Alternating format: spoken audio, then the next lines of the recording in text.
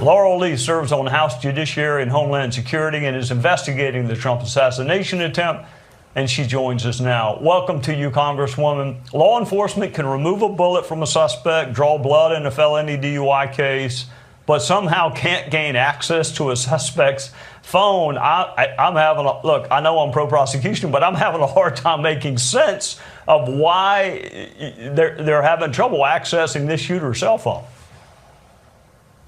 Yes, and this is a challenge for law enforcement, not just in this case, but as you point out, in others, where there's information on an iPhone that's password protected or is encrypted, that even in a case like this, where there's no question what happened, there's no question who did it, there are barriers to law enforcement into getting that information. Here, they were able to quickly get into the suspect's cell phone, and some of the information that they're looking for now is located overseas or was in encrypted applications. So there is still work being done to try to get answers to those basic questions, because that's what we need to know is who is this person? How did he get up there? How did he prepare for this? Was he working with anyone else? But one thing I will say, Trey, is that there is work being done on this investigation around the clock. The members of this task force have been in constant communication with each other. The FBI is working at home and overseas. A number of us, including myself, have had the opportunity to go out to Butler to actually visually see the site of the assassination attempt.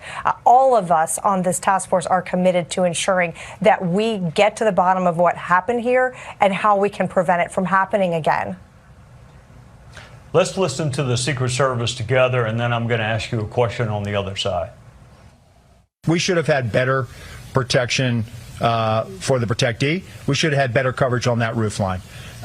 We should have had at least some other set of eyes from the Secret Service point of view covering that. That building was very close to that outer perimeter, and we should have had more of a presence. The Secret Service takes full responsibility for the tragic events of July 13th. This was a mission failure. Okay, accepting responsibility to me does not obviate the question of how. How did this happen? How does your investigative committee, your task force, plan to get the answers to the how? Seeing it in person makes it all the harder to answer that question, because as he's touching on there, this is not a large area. There were not very many buildings that needed to be secured.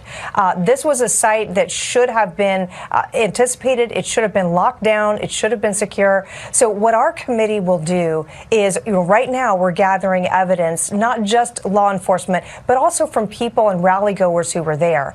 They have such important information, what they saw, what they heard, what they did that day. So what Congress really brings to bear in this circumstance is that we can bring all of these people together with our oversight authority, the federal agents who had a responsibility, their partners in state and local law enforcement, some of whom have already been working with us and testifying in front of Congress, and then also the men and women, the families that were there that day at the rally, who have such important insight about what they saw and what happened. So what we will be doing as a task force is ensuring that all of that information comes forward, comes out, and is shared with the American people.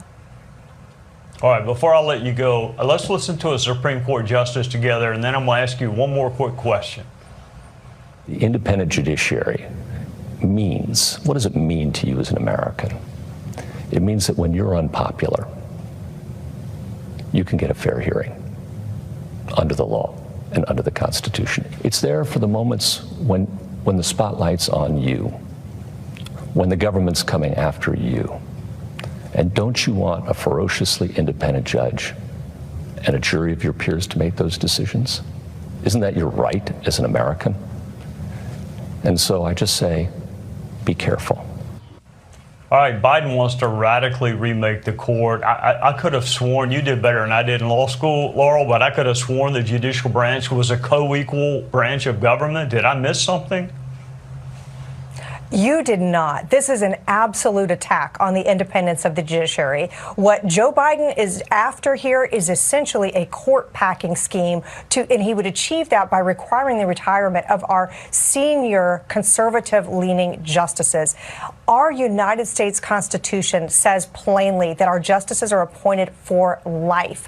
What Joe Biden is attempting to do here is just nothing short of an assault on the independence of the judiciary. And the whole purpose purpose. Our founding fathers set it up this way so that the justices would be independent and would be protected from political and outside influences. That's the whole point behind the lifetime appointment. So this is something that everyone needs to be watching and paying attention to on Election Day.